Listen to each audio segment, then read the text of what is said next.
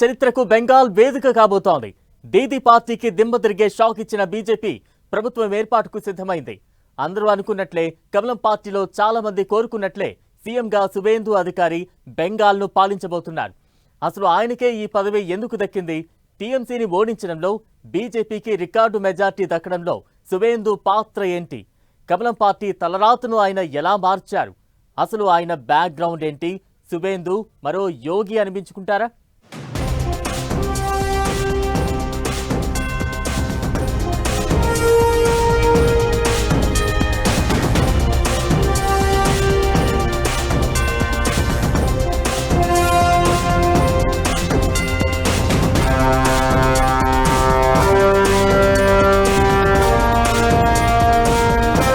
బెంగాల్ రాజకీయ యవనికపై చరిత్ర. పశ్చిమ బెంగాల్ సీఎంగా సువేందు అధికారి. సువేందు అధికారికే ఈ పదవి ఎందుకు? బెంగాల్లో బీజేపీ రాతను ఎలా మార్చారు? దీదీ కంచుకోటను ఎలా బద్దలు కొట్టారు? సువేందు మరో యోగి ఆదిత్యనాథ్ అవుతారా?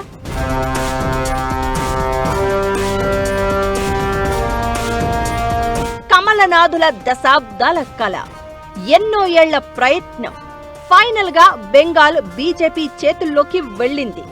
అక్కడ సువేందు అనే నేను అనే మాట దేశమంతా రీసౌండ్ ఇవ్వడం ఖాయంగా కనిపిస్తోంది. వార్ వన్ సైడ్ అన్నట్లు కనిపించిన బెంగాల్ ఎన్నికల్లో బీజేపీ సూపర్ విక్టరీ కొట్టింది. 207 సీట్లు సాధించి అధికారాన్ని కైవసం చేసుకుంది. దీదీ పార్టీకి దిమ్మ తిరిగే షాక్ ఇచ్చి టీఎంసీని కోలుకోలేని దెబ్బతీసిన సువేందు అధికారినే సీఎం పదవి వరించింది. కమలం పార్టీ ఈ రేంజ్ విజయం సాధించింది అంటే దాని వెనక సువేందుదే కీలక పాత్ర. ఈ ఎన్నికల్లో మాజీ సీఎం మమతా బెనర్జీని భవానీపూర్ నియోజకవర్గంలో ఓడించారు సువేందు. 1921 ఎన్నికల్లోనూ నందిగ్రామ్లో దీదీని ఓడించారు. అన్నీ తానై అన్నింటికీ తానై అనే రేంజ్లో బెంగాల్ వ్యాప్తంగా కమల వికాసంలో సువేందు పాత్ర కీలకం. అక్కడి రాజకీయాల్లో దశాబ్దాల పాటు తిరుగులేని శక్తిగా నిలిచిన మమతా బెనర్జీ హవాకు బ్రేక్ వేసి బీజేపీ టాప్ గేర్లో వెళ్లడంలో కీ రోల్ ప్లే చేశారు సువేందు.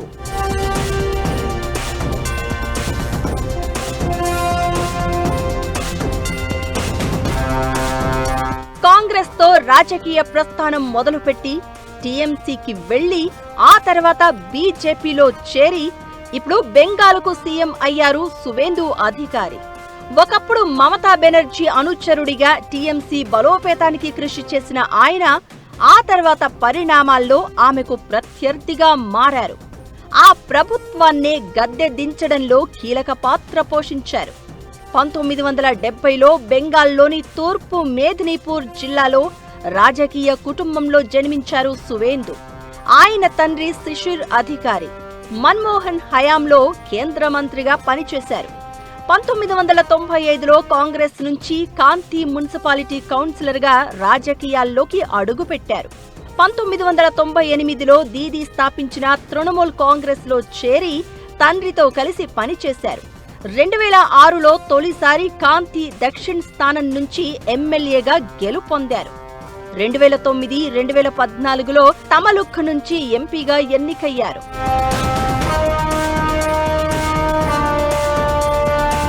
2021లో తన రాజకీయ గురువు దీదీపై నందిగ్రామ్ నియోజకవర్గంలో నేరుగా పోటీకి దిగిన సువేందు అధికారి 1900కు పైగా స్వల్ప ఓట్ల తేడాతో ఆమెను ఓడించి సంచలనం సృష్టించారు.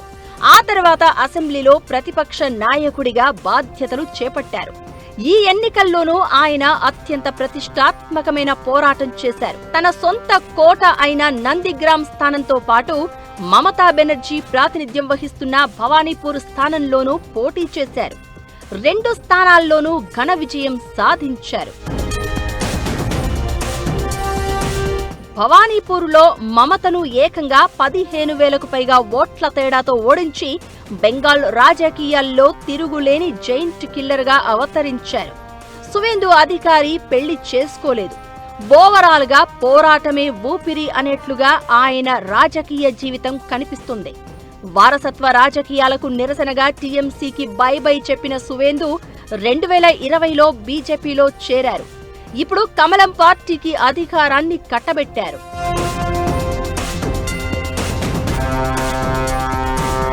సువేందు రాజకీయ జీవితంలో నందిగ్రామ్ ఉద్యమం కీలక పాత్ర పోషించింది.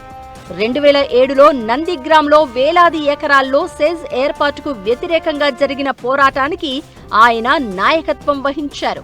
రైతుల భూములు కాపాడడానికి దీదీతో కలిసి పనిచేశారు. మమత నేతృత్వంలో రాష్ట్రంలో టీఎంసీని బలోపేతం చేయడంలో సఫలమయ్యారు. నందిగ్రామ్తో పాటు సింగూరు ఉద్యమాలు వామపక్ష ప్రభుత్వాన్ని బలహీనపరిచి 2011లో టీఎంసీ అధికారంలోకి రావడానికి కారణమయ్యాయి. తృణమూల్ సర్కారులో ఆయన వివిధ శాఖలకు మంత్రిగా పనిచేశారు.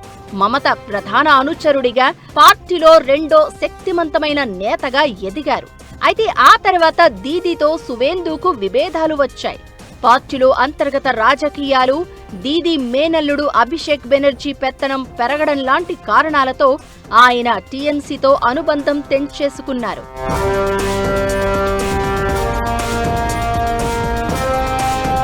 తృణమూల్ బలాలు బలహీనతలు తెలిసి ఉండడం, ప్రధాని మోదీ, అమిత్ షా సహకారం తోడు కావడంతో బీజేపీని జనాల్లోకి తీసుకువెళ్లడంలో సూపర్ సక్సెస్ అయ్యారు సువేందు. నాడు మమతా బెనర్జీ అధికారంలోకి రావడానికి ఎలాగైతే వ్యూహాలు రచించారో, ఇప్పుడు ఆమెను గద్దెదించడానికి అంతకంటే బలమైన వ్యూహాలతో విజయం సాధించారు. అయితే సీఎంగా ఆయన పాలన ఎలా ఉండబోతోందనేది ఆసక్తి రేపుతోంది. బుల్డోజర్ పాలన తీసుకువస్తాం, సత్వర న్యాయం అందిస్తామని సువేందు హామీ ఇచ్చారు. దీంతో సీఎం హోదాలో ఆయన ఎలాంటి నిర్ణయాలు తీసుకుంటారా అనేది ఇంట్రెస్టింగ్ గా మారింది. ఇకటు బెంగాల్ ఫలితాల తర్వాత సువేందు పిఏ దారుణ హత్యకు గురయ్యారు. దీనిపై రియాక్షన్ ఎలా ఉంటుందనేది ఆసక్తి రేపుతోంది. బెంగాల్ తొలి బీజేపీ ముఖ్యమంత్రిగా సువేందు అధికారి పాలనలో ఎలాంటి మార్పు చూపిస్తారా అని దేశమంతా ఎదురు చూస్తోంది. బెంగాల్ రాబోయే 5 ఏళ్లు ఎలా ఉండబోతోంది? అధికారం దక్కింది సరే, బెంగాల్ పాలన కమలం పార్టీకి అంత ఈజీ కాదా? అసలు సవాళ్లు ఇప్పుడే స్టార్ట్ కాబోతున్నాయా? రాబోయే రోజుల్లో ఎదురు కాబోయే ఛాలెంజెస్ ఏంటి? అసలు ఆ రాష్ట్రంలో సీన్ ఎలా ఉంది? ఆర్థిక పరిస్థితి సంగతేంటి? పాలనలో సువేందు మార్క్ ఎలా ఉండనుంది? బెంగాల్ పాలన బీజేపీకి అంత ఈజీ కాదా? రాష్ట్రాన్ని సెటరైట్ చేయడం పెద్ద టాస్కేనా? బెంగాల్ ఆర్థిక పరిస్థితి అసలు ఎలా ఉంది? బీజేపీ సర్కారుకు ఎదురయ్యే పెద్ద చిక్కు ఏంటి?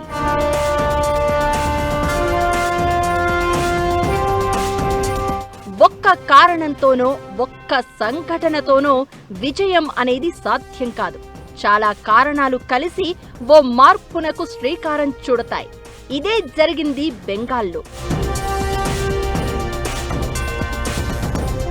బీజేపీకి అధికారం దక్కడం వెనక చాలా ఫ్యాక్టర్స్ కనిపించాయి. మార్పు కోరుకున్న జనం కమలం పార్టీకి అధికార పీఠాన్ని అందించారు. అయితే ఇప్పుడు ఆ మార్పును తీసుకురావడం కమలం పార్టీకి అంత ఈజీ అయ్యే పరిస్థితి కనిపించడం లేదు. 15 ఏళ్ల పాలనలో దీదీ తీసుకున్న నిర్ణయాలు, చేసిన పొరపాట్లు ఇప్పుడు బీజేపీ ప్రభుత్వానికి సవాల్ విసిరే అవకాశాలు కనిపిస్తున్నాయి అనే అభిప్రాయాలు వినిపిస్తున్నాయి. మరీ ముఖ్యంగా సువేందు ముందు భారీ ఆర్థిక సవాళ్లు ఉండబోతున్నాయి.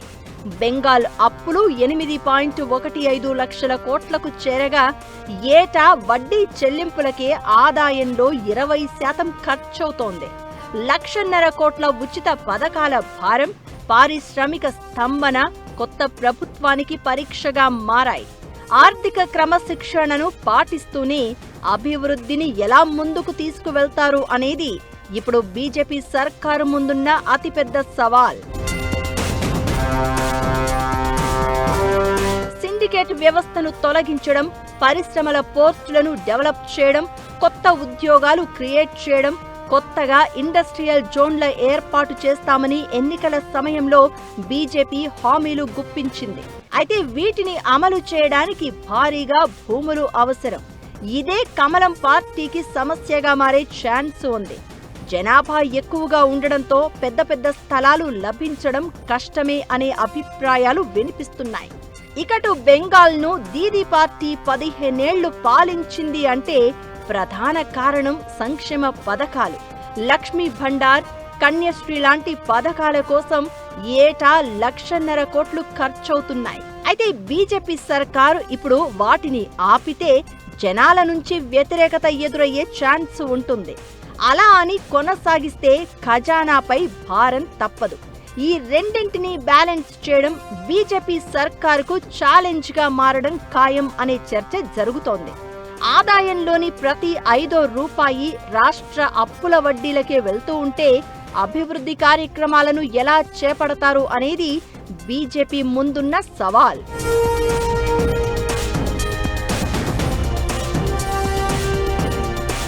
కొన్నేళ్లుగా బెంగాల్లో ఎఫ్డీఐలు పెద్దగా రావడం లేదు.